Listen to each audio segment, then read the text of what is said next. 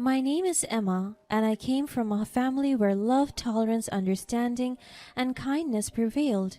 In short, I grew up in a healthy and positive environment. I am not used to a home where insults, bullying, and shaming are normalized. My parents made sure that I am always disciplined and scolded gently and with respect. And because of that, I took pride in how my parents raised me. They molded me to become who I am today, patient and calm. Also, I grew up in a complete family and it made me feel secure and loved throughout my life. So when I met my husband James right after college, I got culture shock by how terrible his family treated him. I became aware of the abuse and mistreatment of his mother towards him. It was so awful and cruel because his mother disowned him at the age of 16, and since then he worked his ass off just to sustain his studies and daily living expenses. Because of that, my parents were so loving and appreciative towards him. Ever since we started dating, my parents became his parents as well. They would take care of him and treat him as their own. And throughout our dating years, I never let him feel neglected and rejected because I want him to feel all the love and care that my parents filled me with because he deserved that so much. On top of that, James is a responsible, smart, and hardworking person. He managed to graduate college with flying colors and even landed a job as early as 3 days right after he graduated. Now he's a senior solutions architect in a multi-dollar company. I was very fortunate to be in a wealthy and comfortable family. They were able to sustain my academics, but that doesn't stop me from working hard as well. And now, just like my husband, I am also successful in my field as a nurse. We dated for almost 4 years, and I can truly testify that our relationship was healthy and very happy. And after that, we decided to get married. We settled in a house gifted by my uncle, my father's cousin, to him. They are very close, and because my father wanted to honor him, he gave it to me as our new home. I never met my uncle, but my parents told me that he was very wealthy. He was the one that helped us with our family business. I wish James and I would meet him someday so that we can thank him personally. I just knew that his name was Arnold Vera. Now, we have been married for 2 years and we were expecting a baby girl soon. Our marriage was light and cozy. Everything seemed perfect. Whenever we fight, we immediately do everything to resolve the conflict. But there are times that James would sink into depression because his mother would still torment him. She never failed to remind him of how unlucky she was to have him as her son. She would insult him now and then, and what is much worse, after she insulted him, she would ask for money. It pains me to see James, a very humble and kind man, be mistreated by his mother. She is heartless. I hated her so much that there were times when I wanted to talk back to her, but James would always stop me from doing so. I have never been one to take revenge, but the way my mother-in-law Alina treated my husband pushed me beyond my limits. Our lives were marred by her favoritism, greed, and heartless actions. It all began with Alina's bitter resentment towards my husband James. She blamed him for derailing her nursing career when she became pregnant with him at a young age. I wanted to shout at her and tell her that it is not James's fault just because she failed to achieve her dreams. It is unfair to blame it on someone completely innocent and just wanted to be loved and appreciated by his mother. Alina never stood as a mother to him. She abandoned and neglected him all his life, and I'm here to change that. Just like what I have said, my husband began to work hard for himself when he was 18. His mother never supported him and even bullied him for years. Until Alina decided to get married, this resentment grew over the years and manifested in her doting on her younger son, my husband's half-brother, as though he were her savior. She believed he brought her luck because his father, her second husband, was wealthy. I could sense she was only using her new husband's money, as she acted so much like a gold digger. Moreover, Alina was never one to hide her disdain for me. From the moment James and I started dating, she made it abundantly clear that I was not the woman she envisioned for her son. She wanted someone who could elevate James's status, someone who could further her agenda. But we were young, and love had a way of binding us to the troubles ahead. I think the hatred she has towards me is due to her insecurities. She always wanted to be a nurse, and I'm a registered nurse and am currently practicing my profession. I think she hates me because she's jealous of me. She resented me and my husband for it even more. What's more painful is that she would always shove it in James's face that Pete is the one she loves and appreciates the most. Aside from that, Alina favored my husband's half-brother Pete more because she thinks that Pete brings all the luck to her. As time passed, I witnessed the stark contrast between how Alina treated James and his younger half-brother. Her favoritism was evident to anyone who cared to look. She doted on her other son, showering him with gifts and attention while treating James with coldness and contempt. It was as if she blamed him for the life she couldn't have due to an unplanned pregnancy.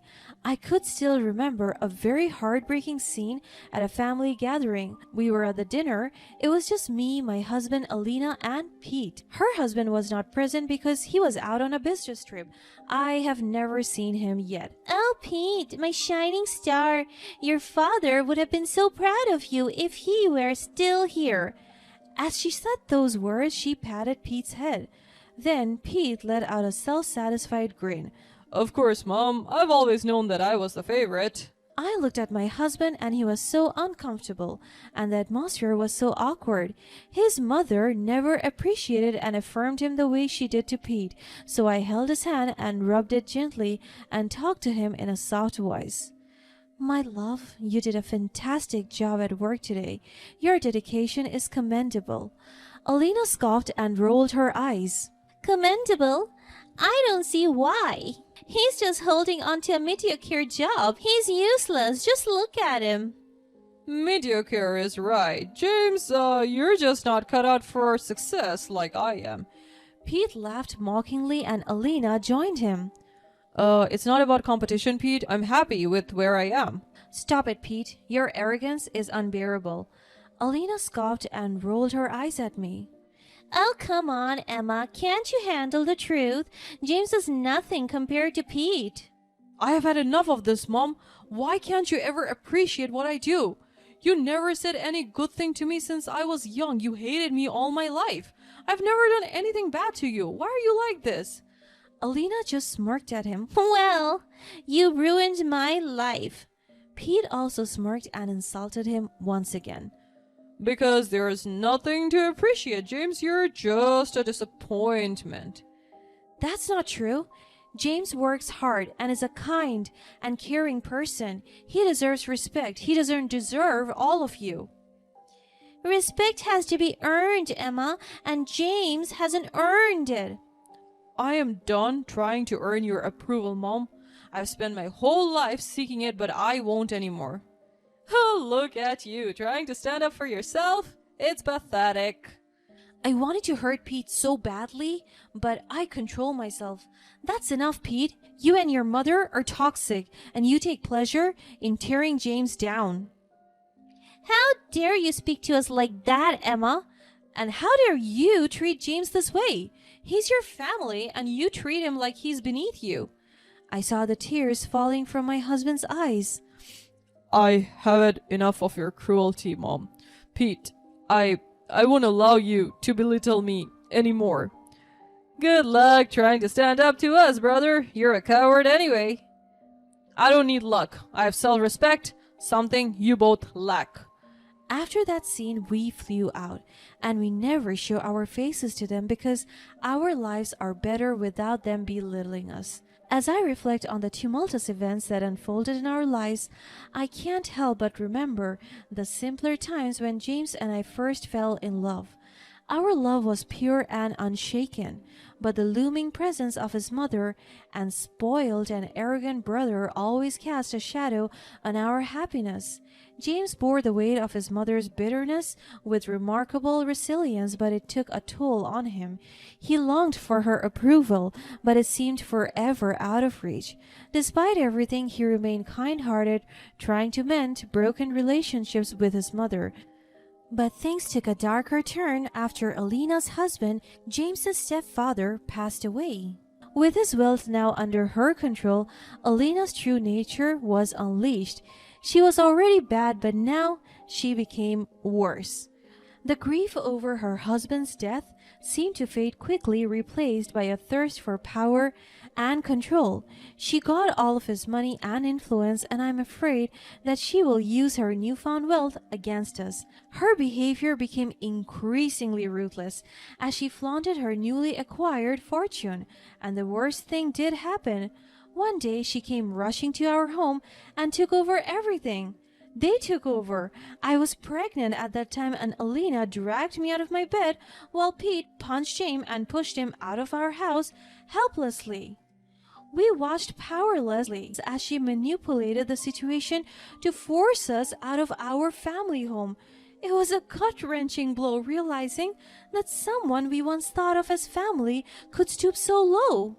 When her husband passed away, Alina's true color emerged. She reveled in her newfound wealth and power, feeling superior to everyone, including us. It wasn't long before she decided to seize control of our family home, the one my father had inherited from his cousin. The day we were forced to leave our home was heart-rending. As we walked away, I clutched James's heart, promising him that we would find a way to make things right.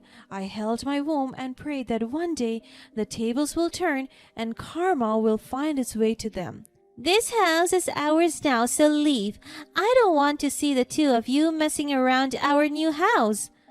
I was taken aback by what she said. Her new home? This is a gift from my uncle. You have no right to claim this. My uncle gave this house to us. Pete just laughed and showed me a will, and my eyes widened as I read a familiar name, Andrew Vera. My father owns this house. And Andrew Vera? Your father is Andrew Vera? Yes, and what about it? He is dead and I will have all of his money and property now. I'm a millionaire and all of you peasants will bow down to me. So get out of here because I'm reclaiming what is mine. My uncle is Andrew Vera. They both laughed as if I said a joke, but I just gave them a smirk and stern look that made them feel uncomfortable. They went silent. I stood up. Then my husband. You will have the house, but vengeance will be ours. After I said that, the both of us walked away. I couldn't believe that my uncle is Alina's husband. I now have the upper hand. Alina had no qualms about evicting us from our own home, leaving us devastated and homeless. Her actions were driven by a twisted sense of entitlement and greed, fueled by the belief that money could buy her happiness and respect. But I refused to be defeated. I couldn't stand idly by as she trampled on the lives of those I loved. My father had once told me stories of his kind-hearted cousin, my uncle, who had been generous and caring to his family. I was determined to expose Alina's deceit and cruelty. I had always been close to my father, and he often shared stories of his relatives. Among them was his cousin, my uncle, whom I had never met. As I began to dig deeper into my uncle's past, the pieces started to fall into place. The shock and anger that washed over me upon discovering how Alina had misused the funds meant for my uncle's medical care was indescribable. Digging deeper into my uncle's affair, I uncovered the shocking truth. Alina had used all the money meant for my uncle's medical expenses for her benefit. She had let him suffer, prioritizing her materialistic desires over his well-being. The revelation sickened me to my core, and I knew I had to act. My determination to seek justice grew stronger with each revelation. Gathering evidence, I meticulously built a case against Alina, one that would expose her for the gold digger she truly was. I sought help from friends, some of whom had also been affected by Alina's deceitful ways, and together we pieced the puzzle of her cruel intentions. I gathered all the evidence and shared it with my family and friends, exposing Alina as the gold digger she truly was. The community was appalled by her actions, and even some of her allies turned against her. The truth spread like wildfire, and eventually the law took notice. Summoned to court, Alina faced the consequences of her wicked deeds. The trial was intense, with the evidence overwhelmingly condemning her. Her facade crumbled and she was unable to escape the truth. It was both gratifying and heartbreaking to see her face the repercussions of her actions. As the day of the trial approached, I couldn't help but feel a mix of anxiety and hope. This was not just about revenge, it was about righting the wrongs, bringing closure to the pain inflicted upon our family, and ensuring that Alina couldn't hurt anyone else. In the courtroom, emotions ran high as the evidence unfolded, revealing Alina's true colors to everyone present. Her attempts to maintain a facade of innocence crumbled under the weight of undeniable proof. The room held its breath as the judge pronounced the verdict, and a sense of vindication washed over me when justice was finally served. Alina's actions had consequences, and she faced the wrath of the law. As she was led away, her arrogance replaced by humiliation, I knew that our lives would never be the same. While the bitter taste of revenge was momentarily satisfying, it was the triumph of truth and justice prevailing that brought a sense of closure to our troubled past. As we returned to our family home, I couldn't help but be grateful for the strength of love and resilience that had carried us through the storm. While the scars of Alina's actions would never fully fade, they reminded us of the battles we had fought and won together. Through it all, I learned the power of standing up for what is right and the importance of forgiveness, not just for those who wronged us, but for ourselves. We emerged from the darkness stronger, wiser, and with a renewed appreciation for the precious bonds of family and the resilience of love. The court ruled in favor of justice, and Alina was handed a punishment fitting for her crimes. She was forced to face the consequences of her greed and heartlessness. The house she had seized from us was returned to our family, and she was ordered to pay restitution for her misdeeds. In the end, the revenge I sought wasn't just about humiliating Alina, it was about seeking justice for my husband, brother, and all the lives she had disrupted. Her actions had torn families apart, and now she had to reckon with the pain she had caused. As the dust settled, I realized that vengeance alone wasn't the answer. While Alina faced the consequences of her actions, I chose to focus on rebuilding our lives, strengthening our bonds, and ensuring that the scars left by her cruelty would heal with time. Life moved on, and we learned to cherish the love we had for one another. I understood that revenge might have given a fleeting sense of satisfaction, but true healing came from forgiveness and rising above the darkness that had clouded our lives. Though the wounds of the past remained, we emerged stronger, wiser, and more united than ever. And as we stepped back into our family home, I couldn't help but feel a sense of triumph, not just for myself, but for all those who had suffered at Alina's hands. Justice had been served, and the power of love and family had prevailed.